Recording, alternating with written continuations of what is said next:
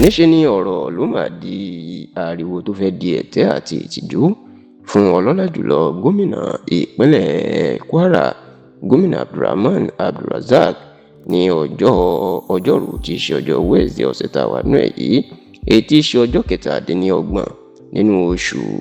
karùn-ún ọdún yìí, the 27th of May 2026, tó jẹ́ ọjọ́ ọdún iléyá àwọn mùsùlùmí tí wọ́n ń pè ní Eid Adha, ìyẹn ọdún iléyá, tó sì jẹ́ wípé níṣe ìlà gbọ́ wípé ìṣẹ̀lẹ̀ náà kò dùn mọ́ gómìnà Abdulrahman Abdulrazak nínú rárá, nítorí ọ̀rọ̀ ọ̀hún ó dàbí ẹ̀sín àti àbùkù fún ni. Ǹjẹ́ kí ló ṣẹlẹ̀ tó fi ń bí gómìnà Abdulrahman Abdulrazak ti ìpínlẹ̀ Kwara nínú? Ó máa ní ìṣẹ̀lẹ̀ tó ṣẹlẹ̀ lásìkò tí gómìnà tó lọ kírun yídì ní ìlú Ìlọrin lọ́jọ́ Wednesday ọ̀sẹ̀ tí a wà nínú ẹ̀ yìí.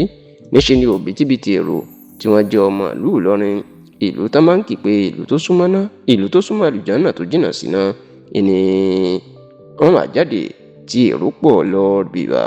ní ọjọ́ ọdún yídì iléyá tọdún yìí. Ṣùgbọ́n ní kété tí mọ́tò gómìnà Abdulrahman Abdulrazak tó ń bọ̀ láti lọ kírun pẹ̀lú àwọn ẹ̀ṣọ́ ààbò, níṣe làwọn ọ̀dọ́ kan náà máa ń pariwo wípé ẹgbẹ́ òṣèlú APC àti gómìnà Abdulrahman wọ́n gbọ́dọ̀ wọlé lọ ni. èèyàn pé àwọn aráàlú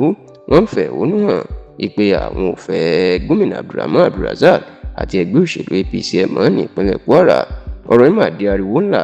èyí tó jẹ́ pé àwọn alátakò ẹgbẹ́ òṣèlú APC àti gómìnà Abdulrahman Abdulrazak ní ìpínlẹ̀ Kwara wọ́n ti ń fi ọkùnrin náà wọ́n ti fi ń ṣẹlẹ́yà. eléyìí ìsìn ni a gbọ́ pé ó ń dùn gómìnà gidigidi pé wọ́n lè lọ ṣe irú nǹkan bẹ́ẹ̀ ni wọ́n ní gómìnà ń fẹ̀sùn kan àwọn alátakò ẹ̀ pé àwọn ló wà lẹ́yìn àwọn ọ̀dọ́ náà tí wọ́n lọ ń pariwo nítorí pé ó dájú pé wọ́n fún wọn lówó ìnáfi lọ ń yẹ̀yẹ́ òun. ṣá o, tẹlifíṣàn Yorùbá Tòótọ́ gbọ́ pé ọ̀rọ̀ yìí ó ti fẹ́ ní í ṣe pẹ̀lú ọ̀rọ̀ òṣèlú. ẹni tí ó di gómìnà ìpínlẹ̀ Kwara tí ó gbàjọba lọ́wọ́ gómìnà Abdulrahman Abdulrazak lọ́dún tó ń bọ̀ lẹ́yìn tó bá parí sáà kejì ọlọ́dún mẹ́jọ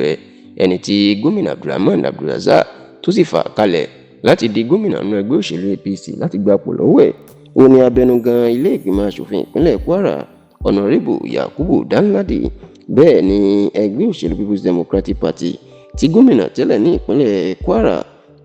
sẹ́nitọ̀ Bukola Saraki tó ń fà sílẹ̀, èèyàn ọ̀gbẹ́ni Bọ́lá Kalẹ̀ Kàwú, ẹni òun yóò jẹ́ olùdíje ẹgbẹ́ òṣèlú PDP.